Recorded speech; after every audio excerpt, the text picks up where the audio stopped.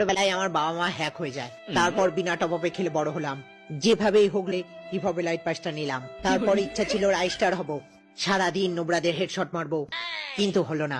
যারা নুবরা ছিল তারা টপ আপ মেরে পুরো হলো, আর আমি নুবরাই রয়ে গেলাম। খুব কষ্ট যে বলো।